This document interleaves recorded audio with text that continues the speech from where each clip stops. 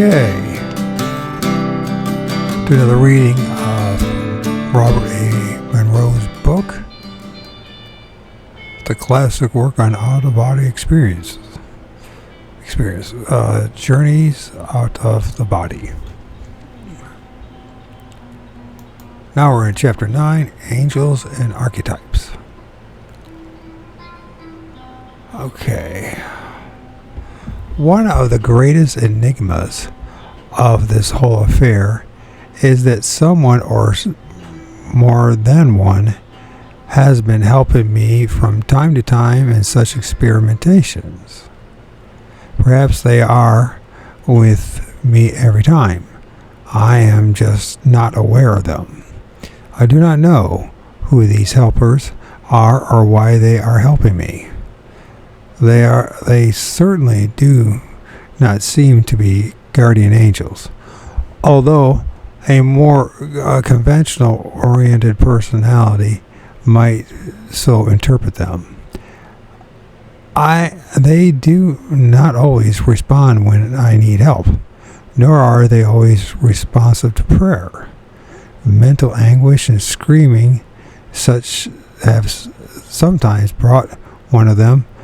More often they help me when I do not ask for help. Now, imagine that. Or again, when I am not aware of asking. Their assistance seems to be more of their choosing and deliberation than mine. They are rarely friendly in the sense that we understand the term. So they're really friendly in the sense that we understand the term. Yet there is a definite sense of understanding, knowledge, and purposefulness in their actions towards me. I feel no intent on their part to bring harm to me, and I trust their directions. Much of the help has been subtly applied. For example, the hands that boosted me up the hill to Dr. Bradshaw's house were obviously helping me to achieve what I desired. I did not see who was assisting me. However, just prior to the assistance, I saw someone sitting yoga fashion with robes and headpiece. Was this the helper? In Chapter 10, the robed man with the haunting familiar eyes and a face who responded to my anguish plea when I was trying to rid myself of a parasite paid little attention to my emotional distress. Yet, he had obviously come to help. He came as a result of my problem. Still, he offered no words of comfort, nor did he attempt to calm or reassure me. I never saw the helper who took me on the voyage to visit Dr. Gordon in Locale 2. I felt his hands and heard his voice, no more.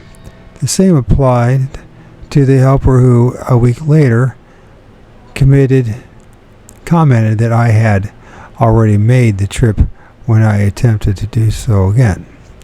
There is some inherent acceptance of the assistance without question. Rarely has it occurred to me at the time to turn and identify the helper. It seems a rather natural thing.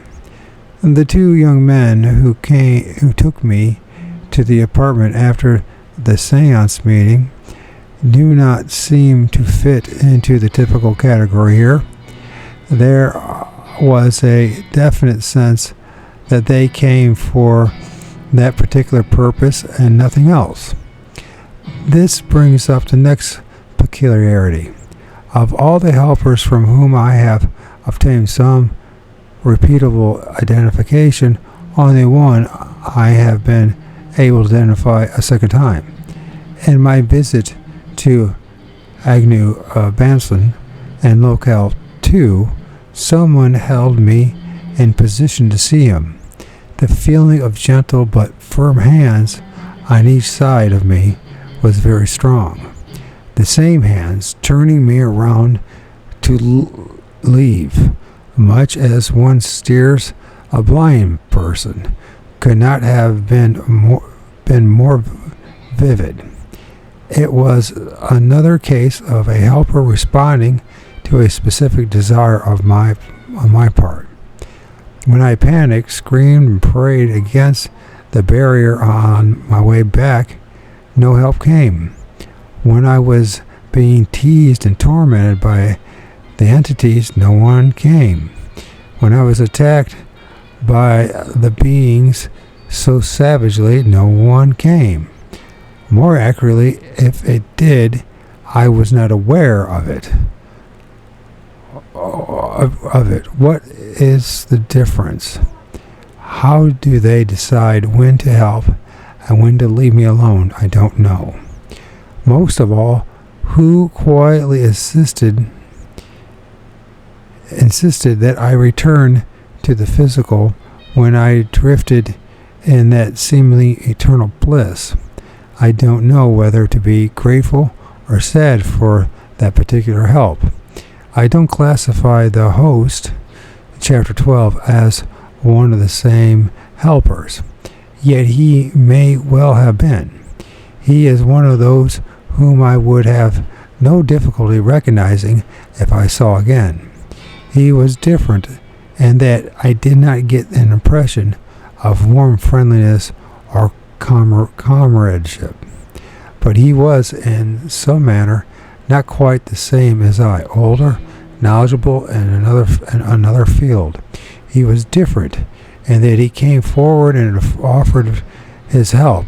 This was one of the few times that the option was mine. Strangely, the other times I needed help badly, none appeared, e.g., the wild experiences of seeming to be in someone else's physical body, chapter 12. On the surface, this would appear to have been a most serious situation demanding immediate aid. The notes show no indication whatsoever of any other than extraction through my own efforts. There is no evident pattern as of yet. Here are several of the many other reports in the notes that may illustrate some hidden points about the helpers. 9/14/1954. Early evening on the porch, into relaxation system, immediate high-frequency vibration, experimented flipping in and out of the physical. On one, had difficulty in re-entering. Two hands took my hips and rolled me into proper position. I mentally sent my thanks, but did not know who it was.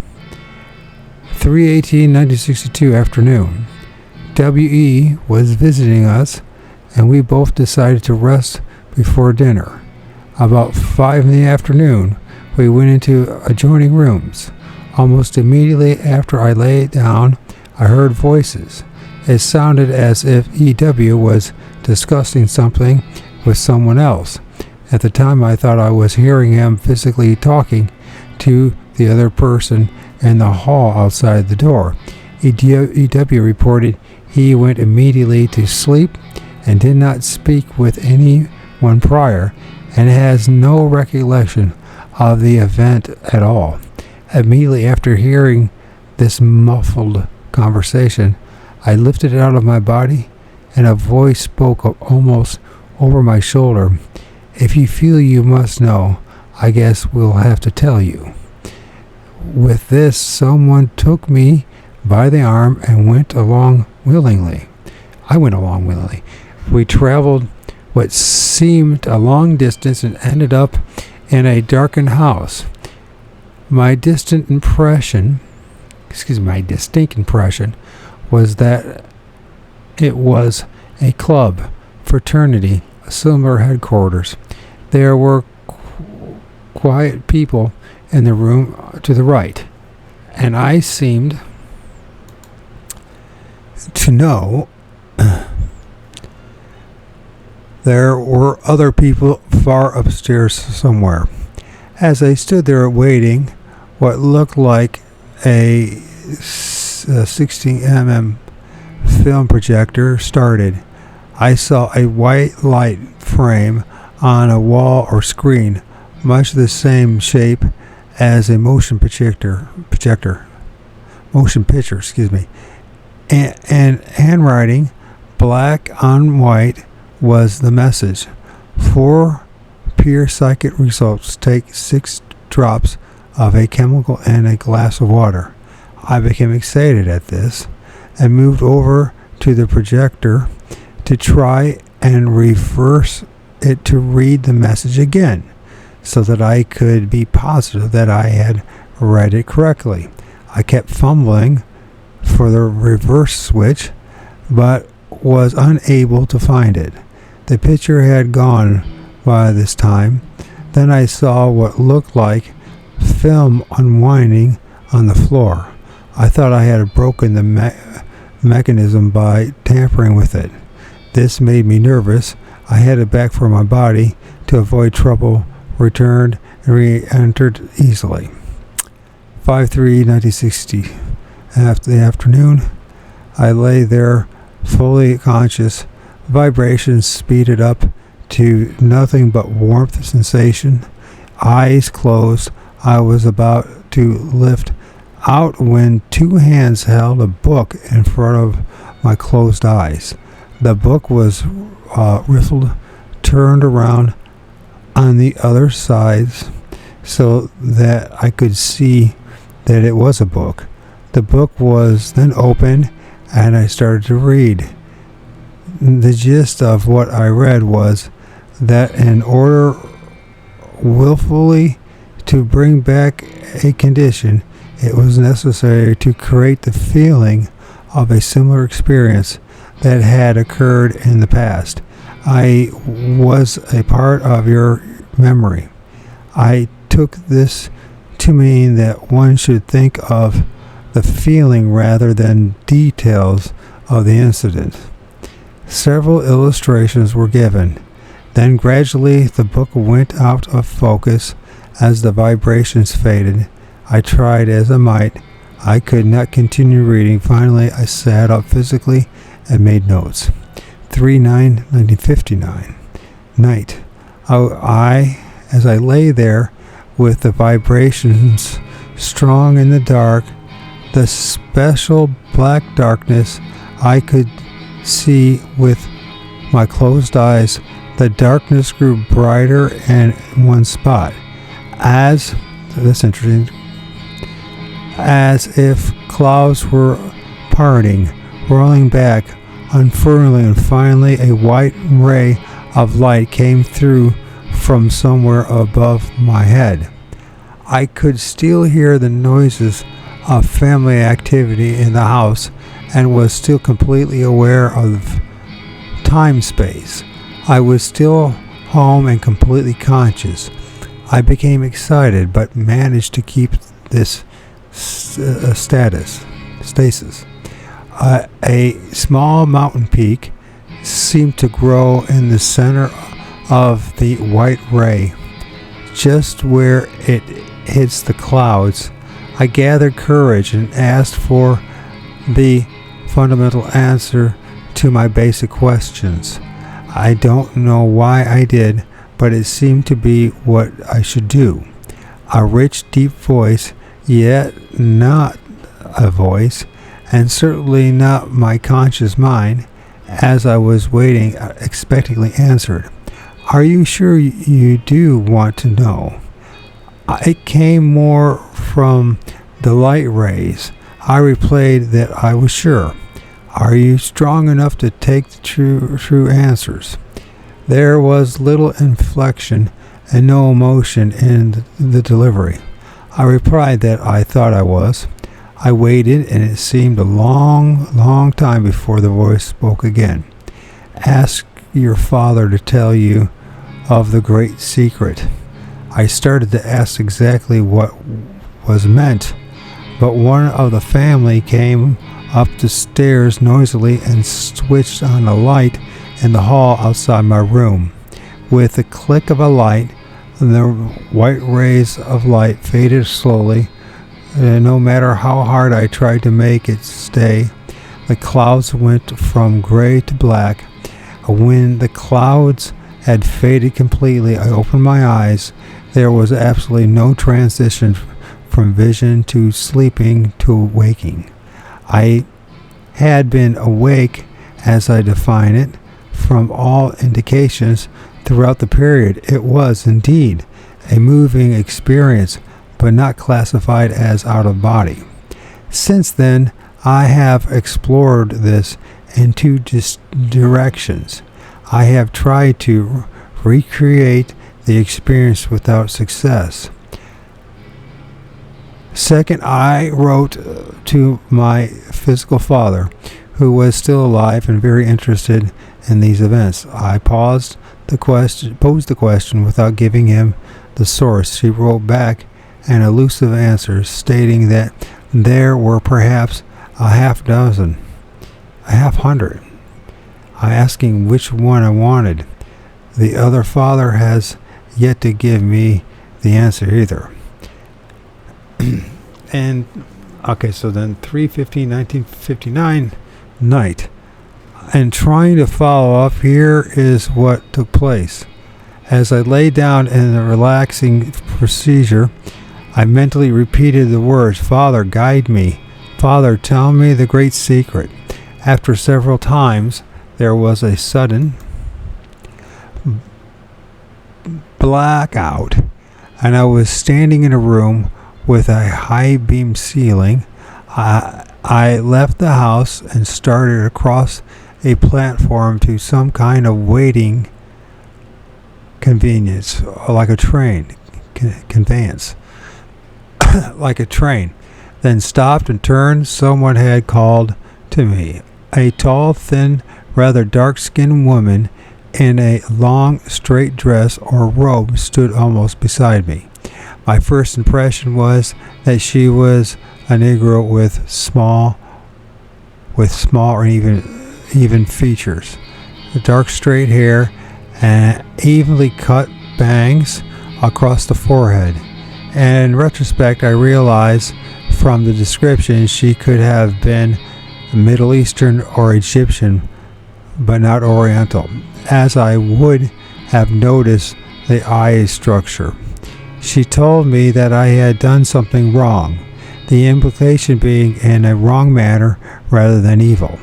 I asked her what it was, and she said she would show me. With that, we started to move. I walked around the corner of a large building. We stepped into a large paved courtyard. We stopped, and it was exactly as if we were watching a three-dimensional life-size motion picture in full color. A group of people was standing to the left, and they gave the impression of authority. To the right, lying in the courtyard, was a small dark-haired girl who looked about 12 or 13 years old. She seemed bound and helpless in some way. I was in the scene, and I was simultaneously standing beside the woman watching. I could sense every action of the I, in quote, in the scene, every emotion. The man of authority told the I, in quote, and the scene that he must perform certain harmful functions on the girl. He felt that he shouldn't do this, and the girl pleaded with him not to.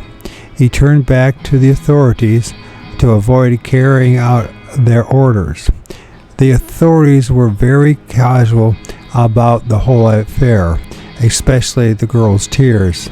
They stated that if he did not perform the function, religious, in quotes, not in quotes, brackets, question mark, religious, question mark, others were arriving soon and they would do it instead. They added that it would be better for the girl if he performed this act instead of the others, that it would be less harmful to the girl. Reluctantly, the I, in quotes, in this scene turned and followed out the orders of the authorities. A few moments later, the woman led me out of the courtyard, and we stood on the platform again. I lost contact. That's okay.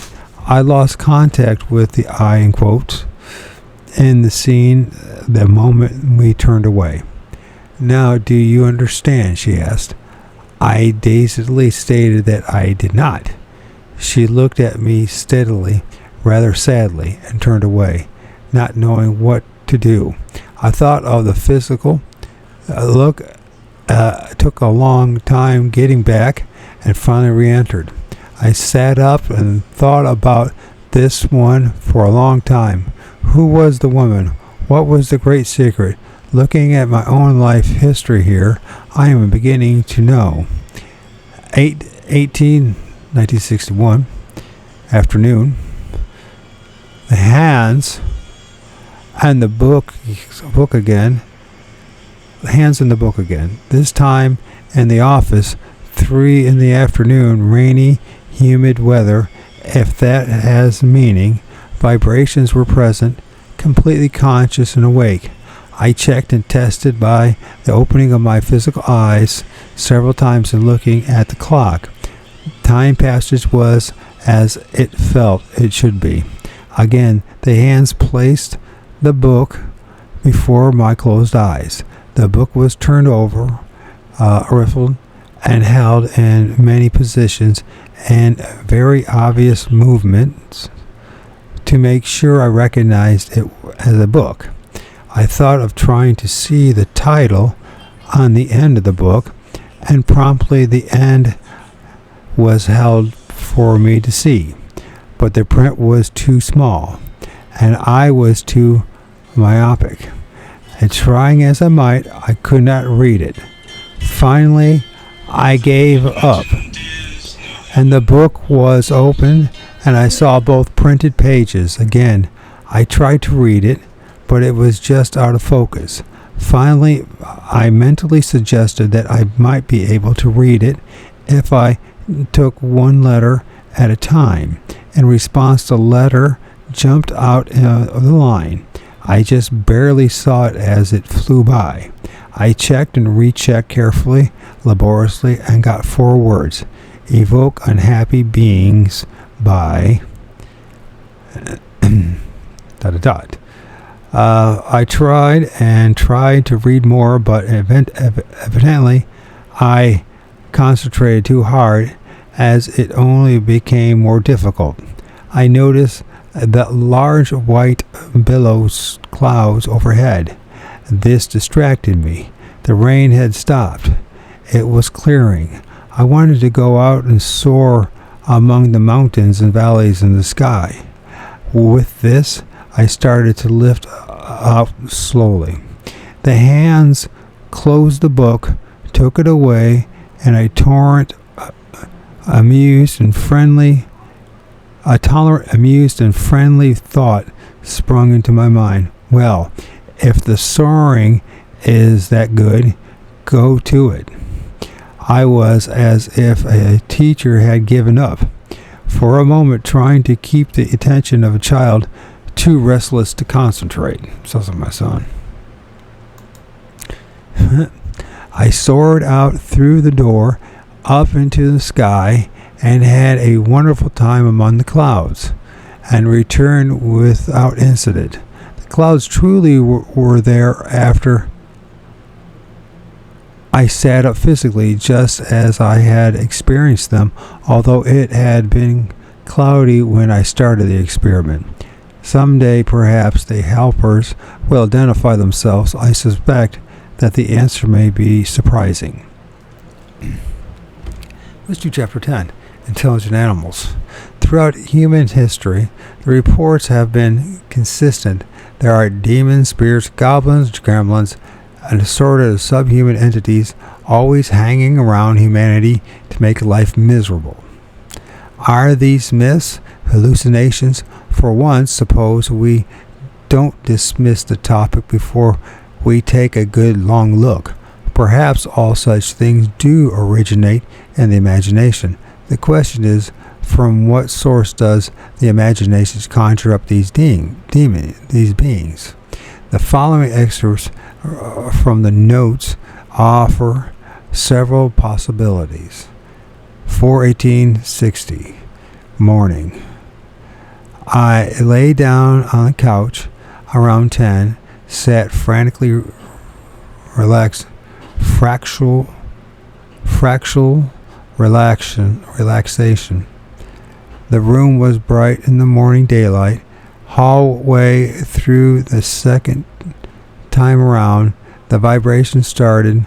After a moment of tuning with my jaw, I opened my physical eyes to see the vibrations would continue. They did. With physical eyes open, I decided to try and lift out to see what happened to my vision. The clock was in full view. My time orientation was normal. According to the second hand, I was just about 8 inches over the physical when I saw a movement out of the corner of my eye. Walking up beside my body was a human appearing body. I could see only the lower half with my head in the position on its side. By turning my eyes to the right, I was nude, no clothes, and male. It was nude, no clothes, and male. He seemed in size to be about 10 years old, some 3 feet tall, thin legs, a little pubic hair, and undeveloped genitals. Calmly, as if it were a daily occurrence, like a boy swinging onto his favorite horse, he swung a leg over my back and climbed on me. I could feel his leg around my waist. His small body pressed against my back. I was so completely surprised that it didn't occur to me to be afraid. Perhaps his size had something to do with that. I waited rigidly, and by rolling my eyes to the right, I could see his right leg hanging over my body, less than 2 feet away. It looked like a perfectly normal 10-year-old boy's leg. I was still hovering just out of the physical and cautiously wondered who and what this was. He seemed completely unaware that I knew of his presence, and if he was, he didn't care. I felt that I didn't want to confront whoever he was in an environment where he was obviously more at home than I. So I retreated quickly back into the physical body, cut down the vibrations, and started to write these notes. I don't know what it was. I realized that I simply didn't have the courage to turn around and get a good look at him. If I could have, it was certainly humanoid in form, but upon reflection, it did not have the feeling of a human intelligence. He seemed more animal, or somewhere in between. I felt insulted at the complete assurance with which he came over and climbed on my back. He seemed confident that he would not be detected, perhaps through long association with humans to whom he was invisible. If it was an hallucination, that's very real imagining in broad daylight, with the second hand of the clock sweeping and with 2 senses reporting. 4/18/60, night. About 7:30 in the office, I went through the count-out procedure, and the vibrations came in nicely. I started out carefully and felt something climb on my back. I remember the little fellow from before and certainly did not want to try to go somewhere with him hanging on my back. I let the vibrations continue, reached down my side to get hold of his leg, not sure that my non-physical hands wouldn't go right through him. I was quite surprised when my hands did touch something. The consistency felt much like flesh, normally more body warm and somewhat rubbery. Rubbery, I've heard that before. It seemed to stretch.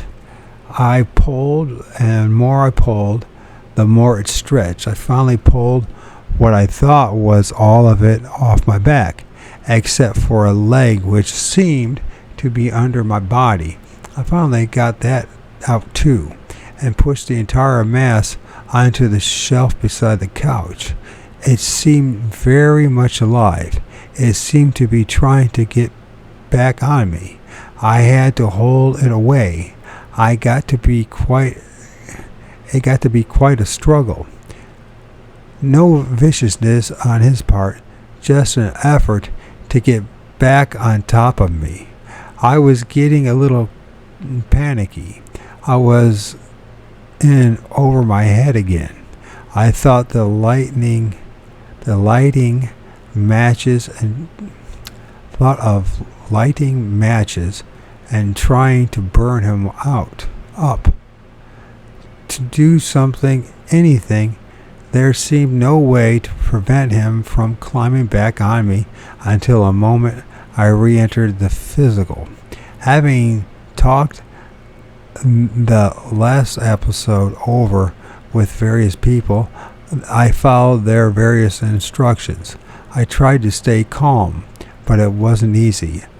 I crossed myself several times with no effort. I repeated the Lord's Prayer fervently, but that didn't hold him at bay. Then I screamed for help. Then, as I was trying to hold off the first, a second climbed on my back. Holding the first off with one hand, I reached back and yanked the second off me and folded over into the center of the office, holding one in each hand, screaming for help. I got no look at each. And as I looked, each turned into a good facsimile of one of my two daughters. The psychiatrist will have a good time with this one. I seemed to know immediately that this was a deliberate camouflage on their parts to create emotional confusion in me and call upon my love for my daughters to prevent my doing anything more to them. The moment I realized the trick, the two no longer appeared to be my daughters. Desperate for a solution, I thought about fire, and this seemed to help a little. However, I got the impression that they were both amused, as if there was nothing I could do to harm them. By this time I was sobbing for help. Then I saw someone else coming up out of the corner of my eye. I first thought it was another one, but this was definitely a man. He simply stopped a short distance away and watched what was taking place with a very serious expression on his face. I got a very good look at him. First, his eyes were very familiar to me. They reminded me somewhat of a paternal cousin's, light in color, a little sunken. He had his hair cut evenly across his head, including bangs across his forehead, short across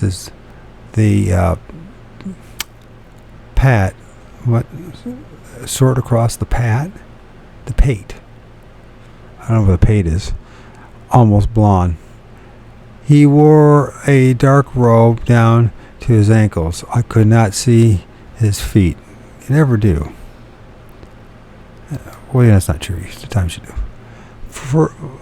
My first reaction was that he had come to help the entities, and that frightened me even more. I was still sobbing when he slowly approached us. I was down on my knees, arms outstretched, holding off two little beings. The man was very serious, spoke not a word to me, nor did he even seem to look in my direction. When he came close, I stopped my struggling and sank to the floor, pleading for help. Still with no recognition of me, he picked up each of the little beings and cradled one in each arm and looked down at them. As he held them, they seemed to relax and go limp, limbs and neck drooping. Sobbing my thanks, I moved over to the couch, slipped into the physical, still feeling the vibrations, sat up physical, and looked around. The room was empty. After a 24-hour contemplation of the event, I have at least some speculation. There is the possibility that the entire thing could have been hallucination or dream superimposed over my complete consciousness. If so, I can see how those with paranoia have great difficulty in choosing which is reality. If it is symbolism, it is fairly evident. The entities around me are no more than a product of me. The visualization of them as my children is pretty hard to interpret in any other way than to show they are mine. I created them, my children, therefore they belong to me, and are neither good nor bad. I still don't know what they are. Are they disassociated parts of me, or thought entities I have created from continuing thought patterns habitually? What do I do about them? Who does the man in the robe represent? This will take more than 24 hours to understand. However, the next time, if there is one, certainly will try. If there is one, I certainly will try to maintain a more calm objectivity, less fear, and an analytical approach. 5/21/1960 night. I was laying deeply relaxed, late evening in the bedroom. The vibration started evenly, and I quickly noticed the small leg thrown over my body, non-physical, I assume. I felt the small body hanging onto my back. Carefully, I reached around, non-physical, and felt the small back superimposed on mine. I patted the little shoulder gently, intending understanding, and carefully lifted the small body and pushed it away from mine.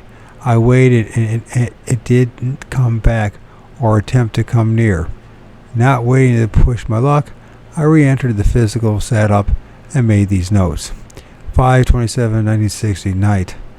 After lifting out, I again felt what I knew to be one of the rubbery entities on my back.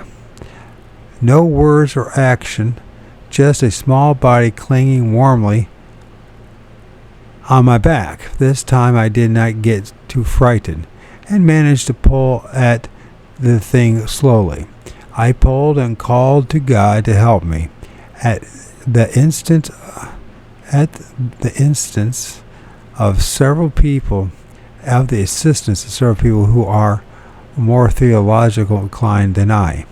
Again, the thing stretched as I pulled, but didn't come off completely. I remember the visualized thought of fire, that it hadn't seen much use, but it had helped a little.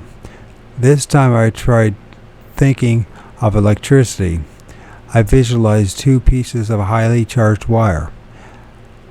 I mentally stuck them into the side of that part of the entity that I had pulled off. Immediately the mass deflated and went limp and seemed to die. As it did, a bat-like thing squeaked past my head and went out the window. I felt that I had won. I felt deep relief and went back down into the physical, reintegrated, and sat up physically. 8/25/1960 night. It happened again this trip. Just as I was getting underway, several things attached themselves to various parts of my body, non-physical. I say things because it was in total darkness, and I wouldn't or couldn't see. They seemed almost like small fish, about 8 or 10 inches long, and they attached themselves like the parasitic sucker fish in the ocean. I pulled them off and pushed them away as best I could, but they, or others, came back immediately. They weren't vicious, just troublesome. Finally, I went back into the physical to get rid of them. 11/3/1961 night. I discovered something new about the suckers. There is almost a layer of them. Sometimes you pass through it, but most of the time you don't, or you move through so fast that it is not noticed. This time I stopped. Right in the middle of the layer of the fish, it came clustering around, attracted by me. Instead of reacting as before, I simply waited and completely immobile. After a few moments, they detached themselves and moved away. Then there was nothing, just blackness. I started to move, and back they came. I stopped and waited, and again they moved away. This time I moved slowly. One or two came back, but that is all. I then went upward and on to the other place. It was as if I were bait in an ocean of fish. 7/13/1960 night. This must be recorded, as it may contribute in some way. In a hotel room in Durham with a wife in bed beside me. Late at night, I was just about to fall asleep when I sensed someone or something in the room without realizing at first what had happened. I rushed up out of bed to defend myself and my wife, and immediately I was attacked by something I could not see in the darkness. It fought at the animal level, i.e., tried to bite, scratch for what seemed an eternity. We fought in 3 dimensions through the room. I could not see in the dark room, or were my eyes closed. It was only through the sheer determination that I fought it step by step over to the window and hurled it out. It apparently had no human or intelligence characteristics. It seemed pure animal and about 4 feet long, like a large dog. By the window, after disposing of it, I turned and realized for the first time that I was not in the physical. My hand was right through the closed window. I floated over to bed, and there were 2 bodies lying under the covers. I moved close to watch on the night table and could see by the luminous dial that it was 2:35. I remember that I was closest to the night table, and floated over and went down, rotated, and was back in. I sat up physically, and the room was quiet, dark, and empty. I looked at the watch on the night table. The time was about 2:38. 8/27/1960 night. Went to bed tired late around 1:30 a.m. Mentally set myself to have no activities. Just as I started to sleep, no consciousness lapsed in sequence, no separation from the physical noticeable, but I did feel a sense of release just prior. I was attacked by something. It had no apparent personality, nor was I able to see it. However, I knew this one was incredibly vicious, with an intent to take something that was mine, which first required getting rid of me. Not necessarily the physical I, in quotes, but the I, in quotes, who has the ability to act independently of the physical. This struggle was not like fending off an animal. It was a no-holds-bar affair, silent, terrifying, fast, and with the other seeking out any weakness in my part. I did not fight back savagely at first, but I was bewildered. I merely tried to defend myself. However, the thing fighting me seemed to move from nerve center to nerve center, and some of the holds and pressures it applied were excruciating. I knew that if I did not fight back, I would lose, and losing seemed as vital as losing existence. I then started to fight back with equal intensity, savagely and with desperation.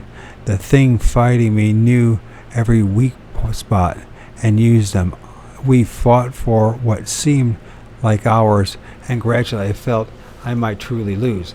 I felt that this couldn't go on forever, and realized that I was somehow out of the physical.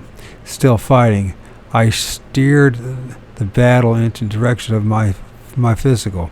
When we were very close and directly over it, I dropped back in, and it was the only way I could think of end the fight without losing. I opened my eyes physically and sat up. The room was quiet and empty. The bedclothes were undisturbed, so evidently there was no actual physical motion involved. My wife slept beside me, undisturbed. I got up and walked around the room. Looked in the hall. Everything appeared normal.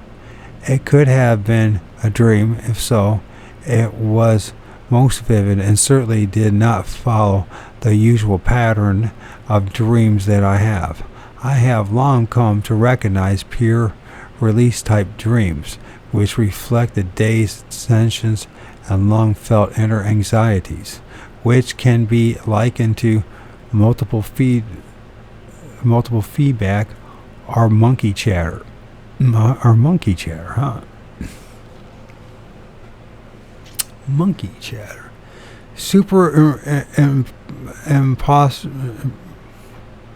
The superimposure of the room perfectly as the background for the action plus conscious control of action tends to negate the dream concept.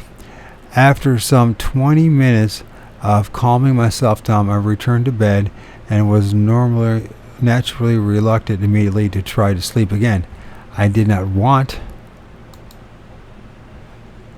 a recurrence of the fight. I knew of no way to prevent it. I tried what seemed to be the only answer. The alternative was to stay awake all night, and I was much too tired. I lay there and repeated, "My mind and body are open only to the constructive forces in the name of God and good. I am going into normal restful sleep." I did, and awoke at my usual time in the morning. Before sleep came, I had repeated the phrase at least 20 times. The use of such phrasing indicates the seriousness and concern I felt at the time, which will be recognized by those who know me well, and that I felt the need to look for help and protection in a manner that I did. In truth, there was no alternative whatsoever. In retrospect, I still cannot find an alternative, nor do I know of any method, place, person, or religious practice that I would be sure of. Drug or anything else in my fund of knowledge, experience, and information that would absolutely guarantee protection against whatsoever attacked me. However, there must be something other than the pure fighting back in self-defense. Even if you don't know what you're fighting, it was the same defense mechanisms you would use if you were attacked by an animal at night in the jungle. You don't stop to find a way to fight in the middle of the fight. You don't stop to find out what attacked you. You fight to save yourself with what you have now. With what you have now, the moment the animal attacks, you fight desperately, not thinking at the time how to fight, why you fight, whom you fight. You have been attacked. The unprovoked attack is itself seems to indicate to you that whatever is attacking you is not good, or else it would not attack you in this manner. Defense is automatic, instinctive, with no thought except survival, which is based on the premise that if it is wrong to surrender to someone or something whose quality, apparent unprovoked attack, blind desire to kill, you harbor. That is the end of chapter 10. And we are, about halfway through the book. It's starting to get pretty interesting, my way I see it.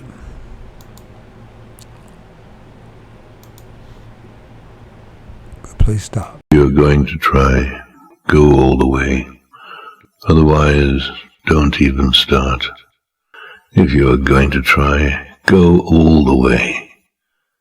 This could mean losing girlfriends, wives, relatives, jobs, and maybe your mind.